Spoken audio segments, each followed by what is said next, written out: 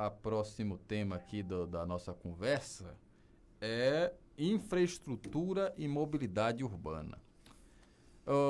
Eu vou começar dessa vez, viu, Gomes? Você que sempre diz que eu começo com você por causa da idade. Fica à vontade. Agora eu vou fazer o oposto. Agora eu me senti mais jovem. Porque é o seguinte, infraestrutura é um tema também que durante os 3 anos aí do governo Joaquim foi tocado bastante, principalmente nas rádios. Juscelio também tinha um programa dele lá na outra emissora, quase todo sábado falava disso, das obras ármicas, né? Aquela coisa toda. E a gente, o que tem de obra sendo iniciada, principalmente nesse período eleitoral, candidato, é de impressionar. E eu lhe pergunto qual a avaliação que você faz dessas obras, se vai ter continuidade, porque a gente assistiu em Alagoinhas muitas vezes prefeitos iniciarem obras ou iniciarem projetos e eles não serem concluídos. E eu sempre cito, eu tenho que repetir aqui, o caso do Silva Jardim, Projeto Cura, né, que depois de muito tempo está sendo redescoberto, né, pelas mentes políticas aqui dessa cidade, com relação ali à Avenida Leste, aquelas obras e tal. Eu lhe pergunto, né, se no seu governo, caso você venha a ser eleito, essas obras iniciadas serão concluídas e com relação à manutenção das ruas. No seu governo também a gente vai ter que conviver com toda essa buraqueira que a gente conviveu durante os 3 anos de gestão Joaquim Neto? Ok, Caio. Eu fui na rua do Catu, na rua Camaçari, fui ao Barreiro ver a UPA abandonada. Camaçari é no Barreiro. Isso. Eu morei na rua Camaçari. Em 1967, eu morava na rua Camaçari, lá no pé da Serra da Rapadura. Foi exatamente ali próximo, na Rua do Avião, que se construiu a UPA. E me chamou a atenção, fui, filmei, vi o centro esportivo, que também está abandonado, e me deparei com os caminhões fazendo uma compactação em algumas vias ali próximo à Rua do Avião. Inclusive chovendo. Então, em pleno período eleitoral, onde já não podia mais nem inaugurar obras, às pressas o governo fazendo asfaltamento de vias. Eu até já falei disso num debate, o prefeito não gostou, do tal do asfalto sorrisal. E eu quero até falar sobre a Lubinó, que você comentava sobre a qualidade do asfalto e que um candidato do PT falou de onde é produzido, o know-how que existe. Tá? Então, a qualidade das vias, ela tem a ver com o que se tem embaixo ou o que não se tem. Então, quando você pega uma rua de declive, coloca um barro lá, faz uma compactação, com meia hora você vem por cima, joga um óleo, joga uma areia, tá? E depois alguns centímetros de asfalto, claro que aquilo ali logo vai se deteriorar. Quando você tem embaixo manilhas de cimento porosas, com esgotamento sanitário, porque deveria ser para águas servidas, deveria ser para águas pluviais, mas quando você joga esgotamento sanitário junto, você vai danificar aquelas manilhas e logo vai abrir crateras e danifica, mesmo que o asfaltamento tenha sido bem feito, se você cria caminhos preferenciais para a água embaixo do asfalto, ali vai abrir crateras. E aí a necessidade do retrabalho. Isso é uma situação que perdura.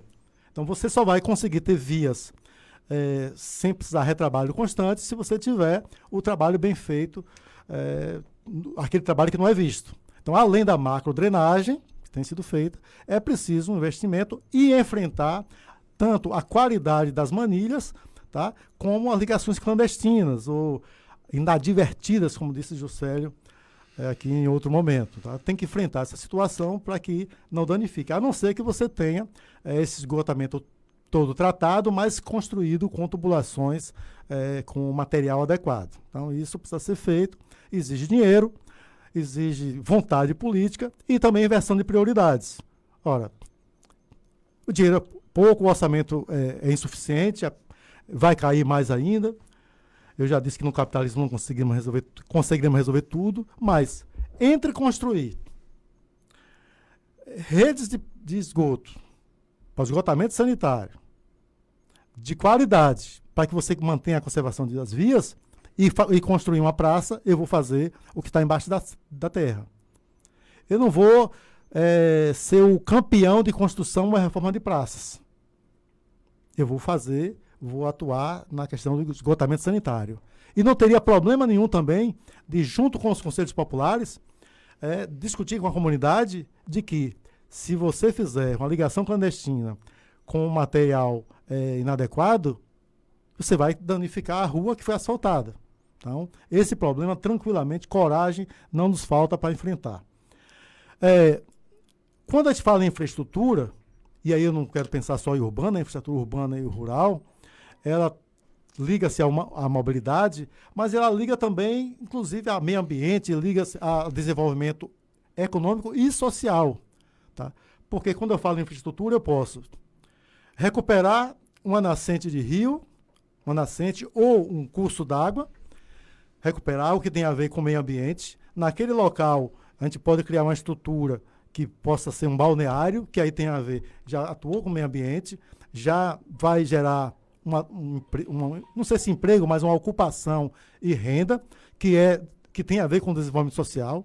Quando você atua na infraestrutura rural, com as estradas, que na época da chuva, não constrói porque é a chuva, mas na época do sol, não constrói porque o orçamento é muito baixo, tá? Então, se você não inverter prioridades, se você não construir o orçamento, se não garantir no orçamento o verba que permita a construção de estradas na zona rural, você não vai ter essa mobilidade da população. Então, a mobilidade, inclusive, para o deslocamento, para o escoamento da produção rural. Tá? Então, a infraestrutura urbana e rural, ela é um todo que se liga ao meio ambiente, ao desenvolvimento social, ao desenvolvimento econômico. Tá? Então, algumas das iniciativas são essas. A gente tem que garantir as estradas rurais, a gente tem que garantir as vias com uma estrutura adequada para não haver o retrabalho. Eu falei, inclusive, de um candidato, não tem problema citar nome, o Gilmar Artes colocou uma observação que ele fez de uma determinada via aqui, parece que é da Santa Terezinha, que sai no Teresópolis, pelo Marechal, que tem um trecho que tem um impedimento curto, que se abrir... Tá. Eu não fiz essa verificação ainda, mas eu acredito que sei onde é. Tá? Que, pelo que ele falou... Ele chamou de barreira, tem uma barreira. Uma barreira. Pelo que eu vi, se for realmente o que eu estou pensando, e eu vou verificar, não fui lá ainda, seria realmente de baixa resolução, baixo nível de resolução, onde você abre mais uma via de acesso. Mas qual é a intenção? Quando você fala em mobilidade, você tem que estar pensando no bem-estar da população, no deslocamento, o que vai reduzir tempo de deslocamento, vai reduzir tempo para o trabalhador, reduzir custo, porque se você tem estradas boas e o ônibus coletivo pode circular bem, você não precisa ir de mototáxi. O mototáxi, às vezes, até é mais caro e a população faz a opção porque não tem um transporte coletivo de boa qualidade, porque a via também não permite. Mas se você aproveita essas sugestões que são dadas, que são ventiladas, e faz um bom investimento, você vai resolver problemas que são cruciais. Assim como se liga, por exemplo, tem a ver com desenvolvimento social, mas se liga, por exemplo, a central de abastecimento. Você fazer aquela sugestão que o Juscelio deu, eu não sou especialista, ele também não é, eu até achava que Juscelio fosse engenheiro, mas é um construtor. Eu também às vezes me aventuro nessa questão. Você garantir ali uma estrutura física, onde você usa o espaço superior e embaixo para a outra utilidade, inclusive para estacionamento, porque eu ouvi um candidato falar que o carro tem que ficar fora, mas ali ao redor não tem zona de estacionamento. As pessoas não teriam como levar a feira uma sacola na mão, ou o carrinho de mão da criança, que está lá a criança com trabalho infantil, inclusive, que tem que ser erradicado, levando a feira até em casa. Então tem que ter um espaço para estacionamento. Tá? Então a infraestrutura envolve também a requalificação da central de abastecimento. Então tem diversas iniciativas que podem ser tomadas e que certamente, com a apreciação da viabilidade econômica, com a apreciação da disponibilidade de recursos, nós submeteremos ao Conselho de Representantes. Porque como é que funciona os conselhos populares para nós? Existem os atuais conselhos municipais, que vão ser preservados, tá? Mas para mim são insuficientes. Eles apenas são consultivos, só são deliberativos aquele que recebe recurso de fundo a fundo. Por exemplo, Conselho Nacional de Cultura transfere um recurso para o Conselho Municipal de Cultura. Esse recurso, o Conselho Municipal de Cultura, ele tem poder deliberativo do que fazer e como fazer. Mas o orçamento municipal, o Conselho, ele apenas opina, ele não vai decidir como gastar.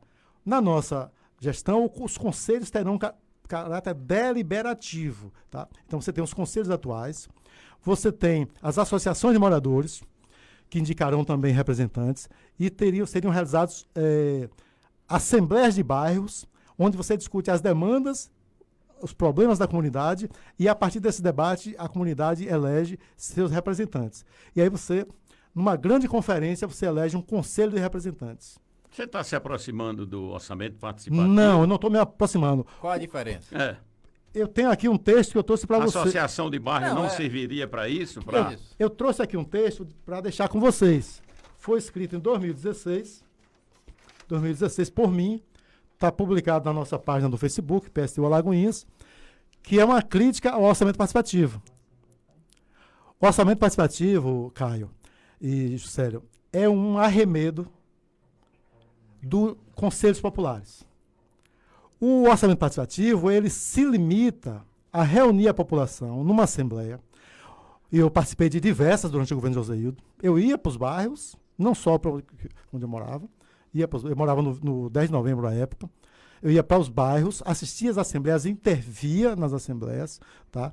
Onde a população colocava suas demandas, dezenas de demandas, era obrigado a escolher 2 prioridades de 20 necessidades. Mas antes antecipava essa formação de conselho, delegado, não sei o quê, não tem a mesma formação humana, vamos dizer assim? O formato era a partir dessas assembleias. Nós estamos incluindo os conselhos atuais, as associações de moradores e essas assembleias que vão discutir os problemas e eleger os representantes. Vai montar esse conselho de representantes. E esse conselho de representantes ele vai ter caráter deliberativo sobre toda a gestão, não apenas sobre os 11% do investimento. Porque o orçamento participativo do PT, a população nesse conselho do OP opinava sobre os 10 ou 11% da verba de investimento.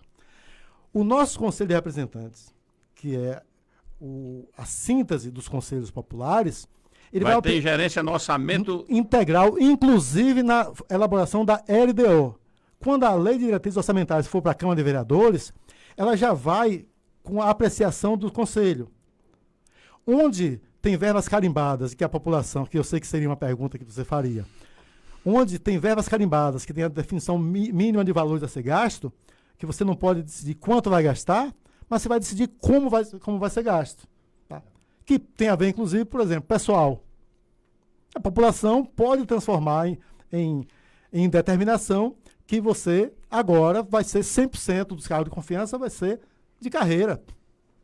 E eu digo para você, a gente está defendendo aqui no primeiro escalão, tem uma margem de manobra para nomeações de trabalhadores que não seja de carreira, mas se esse conselho de representantes disser que tem que ser 100%, nós vamos nos enfrentar, nós vamos apresentar nossas ideias sobre tudo, sobre todas as questões, vamos disputar essas posições através dos sindicatos que nós participamos, das associações que participamos, tá? Moradores dos bairros também vão estar intervindo e apresentando as ideias que são do PSTU.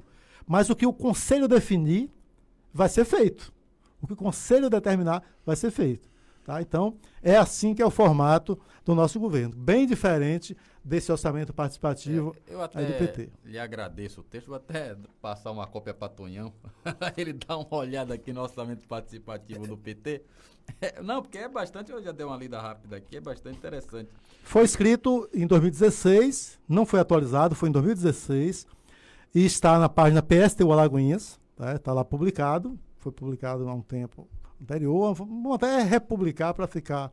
É bom, é importante. Republicar, que isso aí é extremamente limitado, e o PT E é uma visão da esquerda sobre uma proposta de um partido que se diz de esquerda. Então, eu acho que tem até a maior relevância do que alguém da direita falar. Me permita, Caio e Juscelio.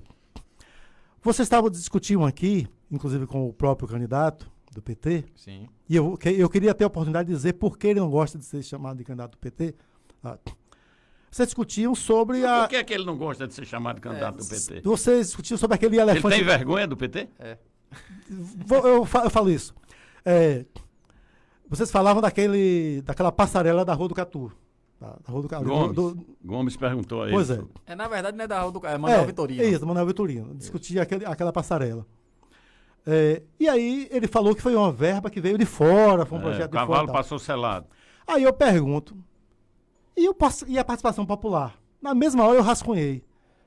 E a participação popular no governo de Joséildo? A população não pôde opinar? O dinheiro veio de fora, mas se vai ser jogado fora, vai ser construído? Foi discutido com a população?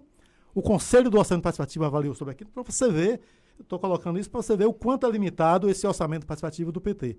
Tá?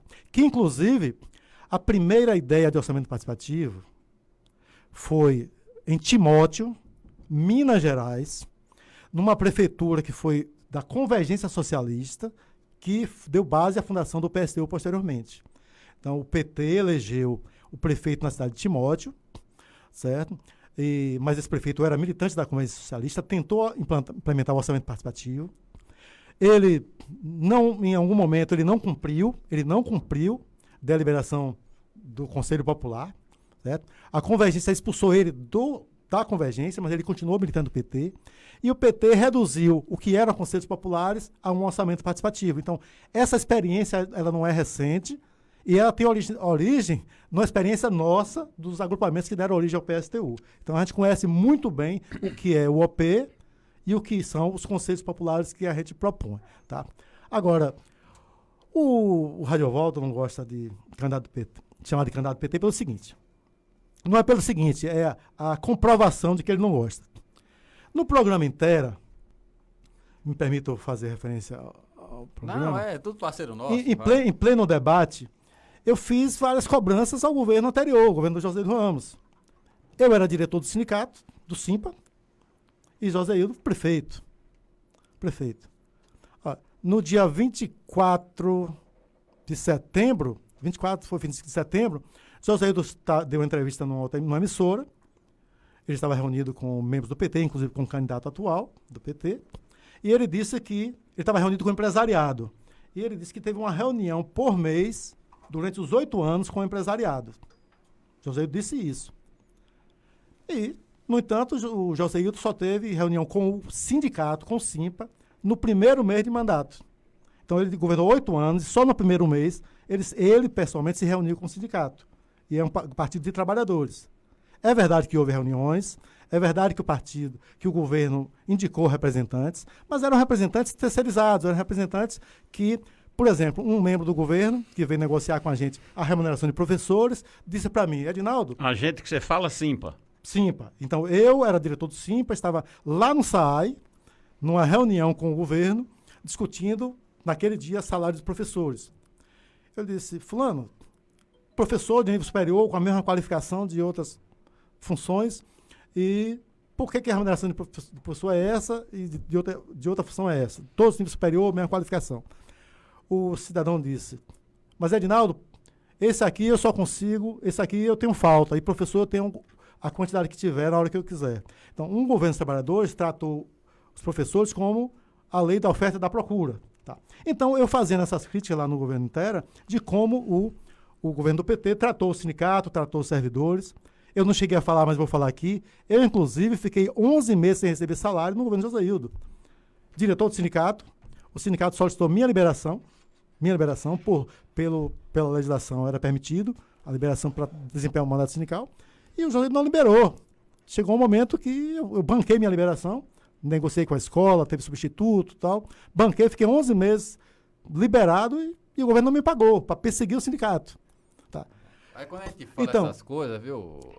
É até bom o senhor estar falando essas coisas, viu, Edinaldo? Porque quando a gente fala, Caio é oposição a Joséildo, Caio não gosta do Joséildo. Não, a gente fala fatos que acontecem. Mas o relato próprio. Mas o inusitado é que, ao relatar isto, e o Radiovaldo repetiu aqui, ele disse lá no Intera e disse aqui para vocês. O gestor, o nome do candidato atual é Radiovaldo Costa. O gestor passado do PT era Joséildo, era outro. Ou seja, ele desvinculou. Quando se faz a crítica, ele se desvincula do partido porque a gestão era outra. Tá, quer dizer, o partido não tem importância? Então, por isso que eu faço questão de dizer que é o candidato do PT, que já governou Alagoinhas por 8 anos e que teve um comportamento muito difícil a relação com a gente, com os sindicatos, com os trabalhadores, com cooperativas e também limitação do orçamento participativo. Ô Gomes, pergunta. Pronto, candidato, eu vou fugir da essência das diretrizes do programa e vou ser específico nessa pergunta. Eu não identifiquei no contexto do plano nenhum de governo, nenhuma ação específica para essa área, por isso é que eu estou fugindo. A pergunta é, o senhor fará alguma intervenção no sentido de resolver um dos problemas que eu conceituo como crônico que a cidade possui, que é de passar necessariamente no centro da cidade quando se faz o deslocamento para qualquer área da mesma? E se fizer, qual será essa intervenção? Bem objetivo, Gomes. Submeteremos ao Conselho de Representantes. Se tiver a disponibilidade financeira, faremos. E não tenho problema nenhum de dizer aqui que o pré-candidato a prefeito, à época, Juscelio Carmo, apresentou sugestões que outros pré-candidatos depois falaram, assumindo a autoria, não fez referência pelo menos ao autor inicial, pelo menos que eu conheço, e não teria problema nenhum de construir. Você fala referente a quê? Assim? Um anel rodoviário de forma que você... Por exemplo, quem vem de Aramari, Juscelio já deu ideias de onde você constrói. O pior, candidato, é que você fala de autoria como pré-candidato. Eu gravei um DVD quando candidato em 2008, tratando desse assunto de anel rodoviário. Está gravado, inclusive com um projeto de engenharia, de por onde passaria. Fui combatido, inclusive, na época, pelo candidato aí do PT, porque eu me referia ao anel rodoviário de Vitória da Conquista, porque parece que as coisas em Alagoinhas para o crescimento é sonho. E lá, em Vitória da Conquista, só uma rodovia federal é que cruza a Conquista, e Lula, o governo federal, determinou para a Conquista 137 milhões de saída para o anel rodoviário de Vitória da Conquista. Feira de Santana, há 40 e tantos anos, porque o anel rodoviário de uma cidade, ele não só identifica, ele não só resolve o problema de logística, ele leva o crescimento para aquela área. Não é possível que da reformadora de pneu até o Mangalô, a cidade cresça para dentro do mato, sem uma expectativa de encontrar uma via urbana lá. Então, eu tenho isso, já que você cobra aí que alguém citou sem fazer o que você está fazendo agora, dizer que eu falava isso como pré-candidato, eu cobro isso desde 2008, quando fui candidato. Não dá para entender você ter 2 rodovias federais em Alagoinhas, 110 e 101, você ter uma rodovia estadual cruzando Araçás e Aramari, e hoje a gente está ali na Praça JJ, se abre e vem carreta carregada de poste, de carvão. Mas ainda bem que eu não me importo com a autoria, tem alguém aí pensando nisso, mas siga com a sua... Não é isso. Submeter ao Conselho de Representantes, defender a ideia, recuperar o projeto, e claro que tem a ver com a viabilidade, com a disponibilidade de recursos, que teria que ser buscado, não é uma obra pequena, e certamente não será construída. Mesmo que não seja resolvido em seu governo, mas o planejamento ficando, outro não vai vetar uma possibilidade dessa. Pois é. Uma outra questão, agora já do tema mobilidade urbana, o candidato, é o seguinte: os ônibus da cidade realmente estão numa situação deplorável. Houve uma piora clara após a licitação, infelizmente, né, o que era uma esperança virou um pesadelo, porque eu fui usuário, enquanto estudante, do sistema de transporte público, os ônibus, e embora a qualidade, né, dos ônibus fosse, né, lá muito boa, mas pelo menos tinha ônibus de meia hora.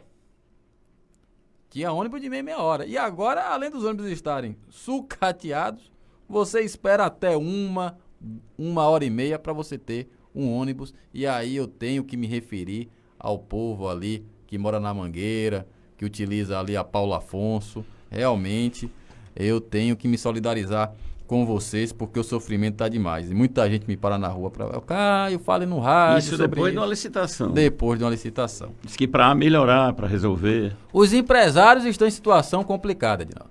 Aliás, existem aí relatos, inclusive, de que muitos querem entregar a linha e o governo não quer. E aí fica mais um pouquinho, vai melhorar e tal. Eles dizem, 2,70 não dá para fazer transporte público com as concessões, né, para gestantes, idosos, essa questão toda. Eu lhe pergunto, você sendo prefeito de Alagoinhas, o que é que você vai fazer para tentar resolver essa questão, né, da licitação, da qualidade dos ônibus da cidade?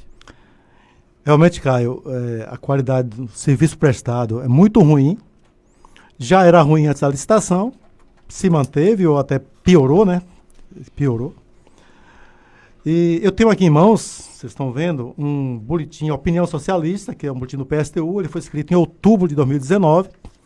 Ele é resultado das audiências públicas que a Prefeitura realizou, né? A primeira foi na Câmara de Vereadores, a segunda foi lá no Barreiro, eu participei.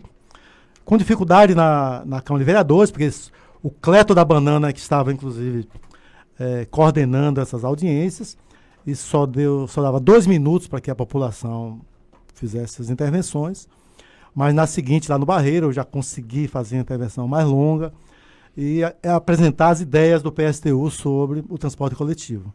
Tá? O transporte coletivo, a Constituição Federal define que é obrigação do município prestar, que pode ser de forma direta ou via concessão. Concessão. Pode ser permissão ou concessão, né, a partir de uma licitação. As audiências públicas, elas foram feitas de uma forma errada. Ela pegou o problema, pegou a questão pelo meio. Porque se o transporte coletivo ele pode ser prestado de forma direta, as audiências públicas teriam que primeiro apreciar o formato. E nós apresentamos lá na audiência pública essa crítica e que nós do PSTU defendemos que deve ser prestado de forma direta. Ou, pelo menos, que o município tenha a sua empresa pública de transporte coletivo e que participe da licitação em igualdade de condições com as empresas privadas. Nós defendemos isso lá, está escrito aqui nesse boletim que eu vou deixar, inclusive, com vocês uma via. Tá. Eu trouxe também material sobre a Zona Azul, que nós produzimos à época, transporte coletivo. Vamos falar também de Zona Azul. Então, a gente defende isso. O município deve ter uma empresa pública de transporte coletivo, que inclusive existe em outros municípios do Brasil, não governados pelo PSTU. Existe em Porto Alegre, existe na cidade interior do Rio de Janeiro, inclusive com tarifa zero. Tá. Já nesse momento, Caio, lá em setembro, quando estava acontecendo as audiências, o responsável pela empresa que fez o estudo do transporte coletivo em Alagoinhas, ele disse, o valor atual é R$ 2,70 para a qualidade do serviço que é prestado. Não vale mais do que isso. Então, ele já avisou que R$ 2,70 era aquela qualidade. Se melhorasse o transporte, se melhorasse a qualidade dos ônibus, então seria necessário elevar a passagem. Isso ficou claro. E nós já alertávamos a população para isso. Se houver licitação, vai subir o preço. Vai subir a tarifa da passagem. Ou então o governo vai fazer o subsídio. E não, dito e feito, no contrato que há com as empresas, está previsto a figura do subsídio, onde o município, tanto através da propaganda, o município faz seus comerciais, sua propaganda institucional nos ônibus, que é uma via de transferir recursos para as empresas, mas também no subsídio direto, onde você paga uma parte da passagem. Uma parte da passagem. O que nós do PSU somos terminantemente contrário. Porque é exatamente esse subsídio que o município paga, recurso ao município, que vai transferir para a empresa para garantir o lucro, que nós entendemos. Ao invés de garantir... É para garantir a gratuidade, não? Não. A gratuidade, ela entra no cálculo ela entra no cálculo do custo do serviço. Quantos pagam meia, quem deixa de pagar. Então, quando você levanta todo o fluxo de pessoal, de passageiros, quantos pagam, você levanta o custo. E aí definiu que é 2,70. Se isso não está pagando o serviço, você vai elevar. Mas existe a margem do lucro do empresário. Então, se você elimina, e é o que a gente está defendendo, tá? Se você elimina o lucro do empresário... No caso, o poder público assumindo? O poder público assumindo, então os custos seriam, teoricamente, os mesmos. E não teria lucro. Se não tem o lucro do empresário, esse lucro será investido em melhoria da qualidade, onde você pode ter... Me permita, Caio, só para terminar o raciocínio, você vai ter uma constância maior, uma regularidade maior no oferecimento do transporte, a qualidade dos ônibus e mais, você vai aumentar o número de passageiros. Porque, com certeza, muitas pessoas utilizam outro meio de transporte, inclusive o veículo próprio. Você falava isso nas audiências públicas? Esse tipo, lhe dava um tempo para uma explicação de baixar a planilha? Claro que não, porque eram dados 3 minutos. Eu só consegui falar pelo seguinte, eu coloquei literalmente uma cunha lá no Cleto. Assim, como já tive a experiência na Câmara que eu só conseguia falar 2 minutos, então lá no Barreiro eu já entrei com a questão de ordem, colocando a problema do tempo e já introduzi a questão. Então depois, quando eu falo 3 minutos, eu já tinha feito parte da fala. Tá? A gente participa de assembleias há mais de 30 anos e sabe como se comportar nessas questões. Mas claro que eu não conseguia ter o tempo precioso que eu estou tendo aqui. Tá? Por isso que nós tivemos que fazer esse boletim e posteriormente distribuir com a comunidade. E digo a você, a população que esteve lá e que assistiu, inclusive alunos de um colégio foram participar dessa audiência, eles concordaram plenamente com a nossa proposta, repercutiu posteriormente, tá, essas nossas ideias que a gente apresentou para o transporte coletivo. Não, Edinaldo, o que eu ia falar é o seguinte, olha, para a gente criar uma empresa pública de ônibus, a gente vai ter que fazer, eu acredito que um empréstimo. Eu não vejo como a prefeitura pode tirar de recursos próprios, né, de arrecadação, algum tipo de verba, comprometer o orçamento até em outras áreas, para investir aí numa empresa pública de ônibus. Vamos dizer que você vai ter que fazer um empréstimo. A gente vai ter que fazer um investimento de uma empresa que você disse que não vai ter como prioridade o lucro. Então, você vai fazer investimento em algo que provavelmente não vai dar retorno financeiro ao município. Quando eu falo em retorno financeiro, em lucro, eu falo em lucro, inclusive, para reinvestimento na malha da empresa. E eu lhe digo, do ponto de vista lógico, não seria aquele investimento inviável, porque é você gastar dinheiro, se endividar para não conseguir pagar o investimento. Ele tá Primeiro falando no investimento. Ele está falando lucro. Se você tomou um empréstimo, que a empresa vai pagar o empréstimo não é lucro. Ele está sendo claro com isso aí. Não, eu estou falando o seguinte, a própria empresa não vai ter como intenção o lucro, mas o próprio lucro, e aí eu tenho que utilizar até as instituições filantrópicas, ou né, que reutilizam o lucro para reinvestimento na sua própria qualidade. E aí eu falo das escolas... A proposta dele eu entendo, porque ela se assemelha à minha ideia da limpeza pública, dos carros da limpeza pública.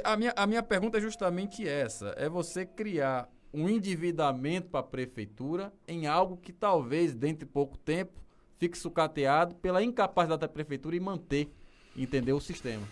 Primeiro, Caio, não vai ter empréstimo, não vai ter financiamento. Você sabe o que é leasing. Você pode adquirir os veículos através de leasing. E aproveita até para fazer uma denúncia aqui, Juscelio deve saber disso. No governo do Paulo César, em um determinado momento, quando ia fazer o contrato com as empresas de limpeza pública, né, e definir o valor do contrato, o Paulo César ia aceitar que o município pagasse o leasing dos carros compactadores, coletores, e praticamente a empresa ia receber o recurso apenas para intermediar a mão de obra. E teve uma pressão grande e ele teve que voltar atrás porque seria uma imoralidade. O município pagar o leasing dos carros coletores. Mas a nossa proposta é que o município adquira os ônibus via leasing Então você não teria esse custo do financiamento. Tá? O leasing, você sabe que você faz renovação e uma frota de ônibus ela não se desgasta em 4 anos. Em 4 anos. A renovação ela tem uma vida útil bem longa. Bem longa. E, como eu estava dizendo anteriormente, se você presta um serviço de excelente qualidade, o número de passageiros vai aumentar. Porque as pessoas não usam o transporte coletivo porque ele é muito ruim. Mas se aumenta, você cai o custo individual da passagem, o custo individual por passageiro, sim, porque o fluxo de pessoas está maior. Tá? Então, tranquilamente isso. E outra questão é que essa empresa pública de transporte, ela seria responsável também, isso está escrito no programa, pelo oferecimento dos veículos pequenos para as diversas secretarias. O que é que o município faz hoje? Faz aluguel de carro, que é eu não consegui ainda levantar o custo. Fiquei com essa tarefa, mas não levantei. O que vai ser elemento para outra... Tá, levantar o custo, que é muito alto, inclusive carros de luxo sendo locados. A nossa proposta é que essa empresa de transporte urbano, ela vai fazer o leasing, prestar o serviço de transporte coletivo e ela vai adquirir por leasing também os veículos que vai servir as diversas secretarias. Você tem os veículos lotados já regularmente e você pode ter um pool para, em alguns momentos, servir a uma secretaria ou outra de acordo com as necessidades. Você vai eliminar enormemente o custo com o aluguel de veículos, que compensa qualquer déficit que venha a se ter com o transporte coletivo. E o contrato assinado com essas empresas que assumiram a licitação, o que é que será feito? Serão indenizadas as empresas para retirarem os ônibus? Você acabou de dizer que as empresas estão querendo devolver e que o governo não quer. Não, você vai forçar. Não, porque uma das empresas pegou o filé mignon do sistema, a ATP, eu acho que consegue ficar. A Cidade das Águas, né, que realmente pegou a parte podre. Eu também vejo uma brecha no momento em que na licitação diz que é para entrar com 12% da frota nova, aí a gente não vê frota nova. Pois é. Então você vai forçar uma quebra entrega, do contrato já está aí. Forçar cobrando os itens do As empresas já não estão cumprindo o contrato. Por lei já poderia estar fora. De pandemia, isso aí é por lei já poderia estar fora. Pronto, tranquilo. Vamos para a Zona Azul? Falar de Zona Azul? Eu queria antes, já que também está envolvido, foi um assunto que saiu lá na educação, mas que está envolvido com infraestrutura, quando ele se referiu à central de abastecimento e falou da estrutura de estacionamento que não existe. É um engano. Desde 2008 que eu clamo porque fui lá, inclusive com a professora Iraci Gama, com o candidato do PCdoB, o professor Genivaldo, e quase 500 metros do rio Catu, ou seja, toda a Lorival Batista, está entupida. Você só tem 1,20 m de passagem de água. O resto é terra, pneu de caminhão, teto de... Todo tipo de bagulho tem ali embaixo. Quando eu ouço alguém dizer que vai fazer macrodrenagem em qualquer outro ponto para ser despejado no rio Catu, eu fico imaginando, como é que vai passar lá embaixo? Exceto a parte de Santa Terezinha, parte da Cavada, que ali vai cair no complexo aquífero da Fonte dos Padres, que já despeja no rio Catu lá na frente. A mesma coisa se tiver algum despejo no rio Aramari, que esse vem para sair ali mais ou menos na frente da revenda da Volks ali, então também não passa no gargalo. Mas quase 80% do rio Catu, a nossa grande bica, a nossa calha, que é quem recebe toda a água da perímetro urbano, seja do Barreirão, como eu chamo, que é toda aquela área. Então, quando chega ali, está o gargalo. Nós sabemos que ali existe uma obra de canalização tamponada, com um espaço de 4,20 de paredes em cima, com tampas para serem retiradas constantemente, tampas de metro e metro, para fazer essa limpeza. E ali eu não tenho dúvida que se entrar alguém que faça a limpeza daquele canal, estreite 12 metros que os caminhões param em cima para vender móveis, estreite a rua, largue essa rua, colocando de fato o meio-fio na extensão ali das paredes que segrega o rio. Levanta ele com 60 centímetros, automaticamente carro nenhum ia para cima do canteiro. Você teria ali estacionamento para a central de abastecimento, tranquilamente, talvez 100 carros em ângulo de um lado e de outro estacionado para estruturar a central de abastecimento. Então, corrigindo, porque você falou que isso é um grande problema mas me preocupa, Edinaldo, é que nossa cidade tem até uma planta arquitetônica, vamos dizer assim. Se você pega o Marco Zero, como eu sempre falo, a Praça J. Seabra, você vê que tem 2 avenidas largas, duas transformaram em binário, que sai de lá, margeia a Praça Rui Barbosa. Você tem as 2 avenidas que cortam laterais, a Francisco Batista, que seguia ali na frente da Barreto, que cabe até uma micareta até hoje, áreas construídas há 84 anos, talvez 90, e que não pensava que ia ter necessidade de micareta, se não fosse um inconveniente de som e tal, até caberia. Eu pergunto a você, não incomoda ou não seria necessário que um projeto de governo repensasse o que acontece em Alagoinhas, que uma pessoa que se afasta de Alagoinhas e passou 30 anos fora e volta, encontra a mesma cidade, e os projetos atuais, seja de Minha Casa Minha Vida, seja de ampliação de conjuntos residenciais, não passam 2 ônibus, as empresas atendem com micro, porque os ônibus entalam. Será que não é uma visão de um prefeito que imagine que essa cidade precisa crescer? O que você pensa em Alagoinhas remedar ou imitar outras cidades e procurar, além do anel rodoviário, também fazer uma montagem de uma expansão urbana de Alagoinhas, mas isso num projeto que você saia e alguém continue? Será que não é bom uma discussão nesse nível? Pois é, Juscelio.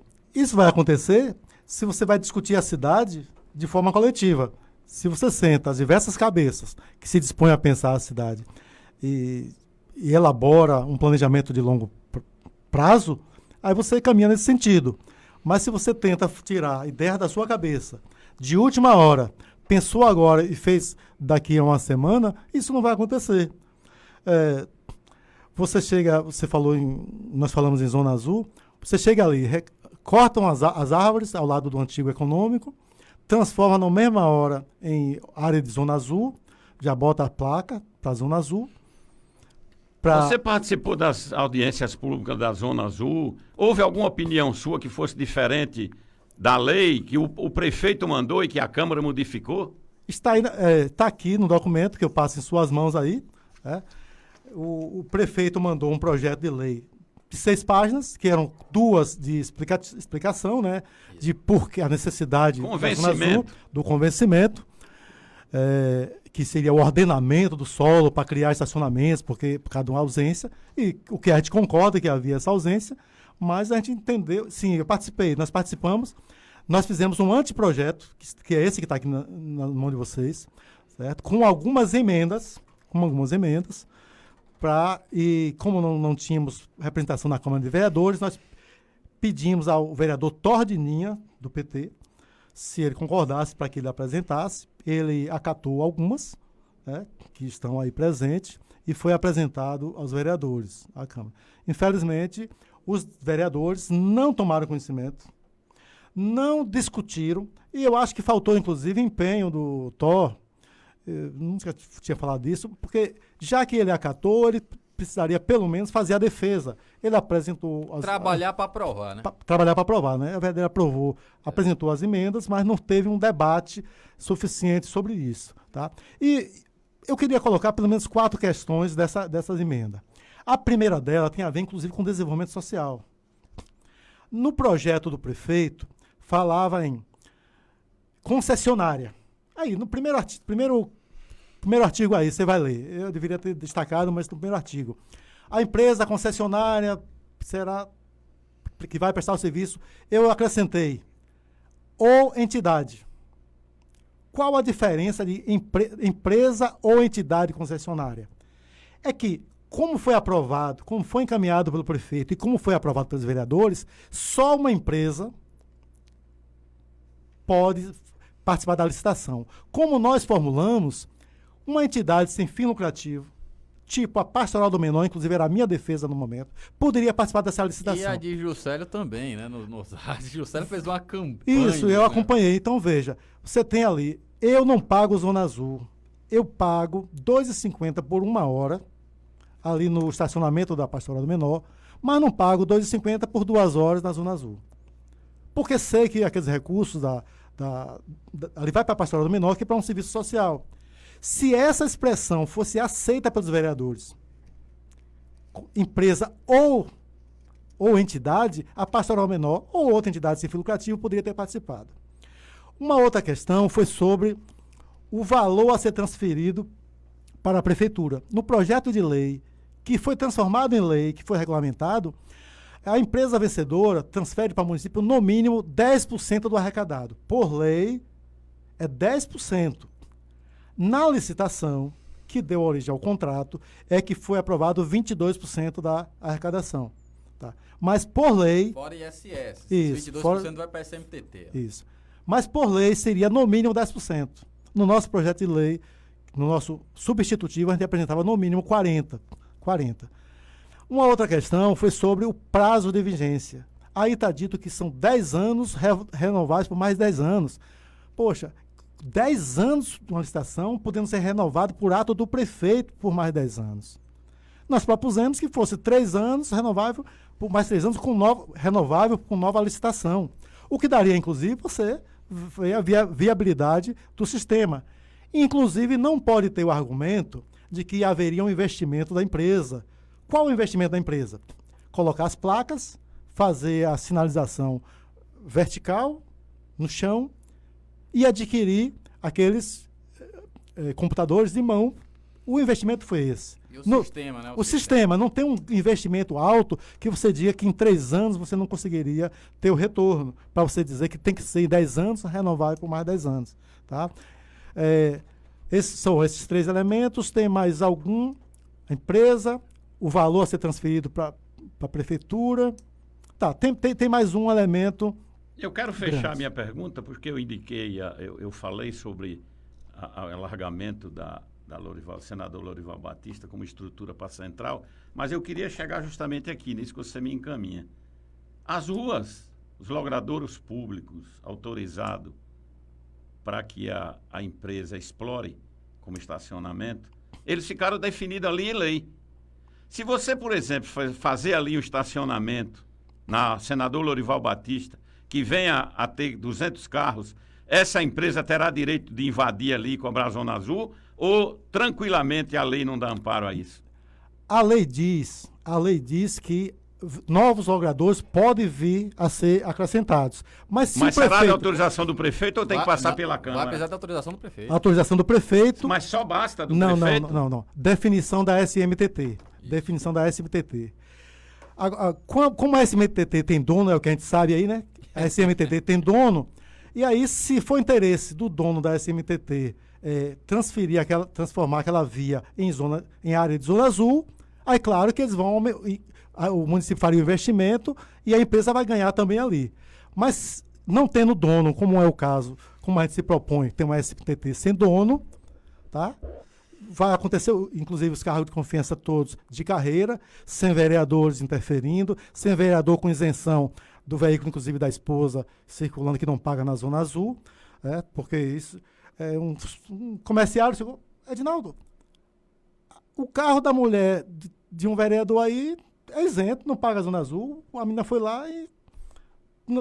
Pois é, porque certamente é um carro alugado pela prefeitura ou alugado pela Câmara, mas que está servindo ao vereador e a esposa dele sai para fazer feira e como está cadastrado lá como isento, não paga. Então essa é a imoralidade. Tá? Então certamente com um governo sério, um governo do PSTU, essa sugestão que você deu, plenamente factível, você abre uma nova área de estacionamento, que não tinha pensado nisso, por isso que o governo tem que ser de ampla participação popular, certo? Você esvazia a opção de você estacionar no centro. Então, mesmo sem você romper o contrato, esse contrato ele vai ser inviabilizado e a própria empresa vai embora. Vai até logo, chega. Você me permitiu lembrar do outro elemento, José, muito importante no nosso projeto de Zona Azul.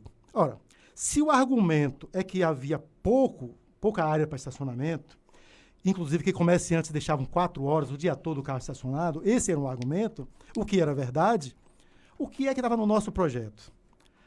A tarifa seria progressiva. Então, nós não fomos contra a Zona Azul.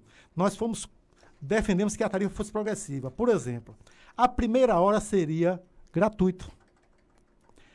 A segunda hora, um exemplo, R$2. A terceira hora seria mais caro, para você dificultar, você desestimular que você pare o carro e deixe lá a longo tempo. Porque o estacionamento tem que ser rotativo. Então, a primeira hora seria gratuita. Com um modelo desse, com certeza ia sobrar vagas. Que não fosse nem gratuito, mas que se não viesse, você ficar escravo de pagar a taxa cheia de 2.500, sofrer a mesma penalidade, depois passar para 20 ou 24, depois passar para multa. Pois é, aí me permita, infelizmente, não apreciaram... Os vereadores não deram importância não deram a uma ideia importância, dessa. não apreciaram, votaram em bloco, só alguns vereadores votaram contra o projeto do governo, mas sem mesmo discutir o nosso, e mais inusitado foi, posteriormente, alguns vereadores que votaram a favor, como Caio Ramos, como o Luciano Almeida, o Anderson advogado Anderson Baqueiro, e teve mais alguns que vieram para o rádio se pronunciar contra a Zona Azul quando eles mesmos votaram a favor. Eu, inclusive, faço até uma consideração. O Luciano Almeida, ele, no rádio, ele pediu desculpa à população por ter votado a favor. Então, pelo menos, ele admitiu que votou a favor e que estava arrependido. Votou errado. Que votou errado. Cometeu erro de não apreciar nossas emendas, votou errado e pediu desculpa. E não ficou se escondendo. Mas os outros vereadores votaram contra, votaram a favor e depois vêm dizer que é contra. Então é uma situação absurda, uma coisa dessa. Pronto. Aí, Edinaldo, a gente tem um contrato baseado nessa lei mal feita. Aí você assume a prefeitura. Como é que você modifica a Zona Azul sem a alteração do contrato, margem de lucro, que ensejaria inclusive aí uma ação judicial da empresa contra a prefeitura por causa da perda aí dos lucros Pois que é. ela preveio, né, no contrato? Eu imprimi o contrato, não, eu imprimi a lei que regulamentou, falta imprimir o contrato para estudar. Eu não sou advogado, mas já ganhei questão até lá em cima, tá? Já para estudar se tem brechas para fazer o cancelamento do contrato, ou extinguir ou alterar a forma de exploração. Tá? Com certeza nós não aumentaríamos o número de vagas, aumentaríamos vagas para estacionamento de forma que elimine a viabilidade do contrato. Mas se houver brechas, com certeza nós faríamos. Agora, não vamos romper o contrato unilateralmente de forma que traga ônus para o município. E digo a você, o receio não seria de ter uma conta rejeitada, de ter uma punição ao prefeito pessoal, porque tomou uma medida que teoricamente seria ilegal. Tá. Pode ser ilegal, mas não era imoral. Então o medo não era esse. O problema seria você criar um ônus que posteriormente o município tenha que arcar. Tá? Então isso a gente não faria, a gente evitaria, mas buscaríamos uma saída que inviabilize o projeto. Gomes, vamos para a gestão pública.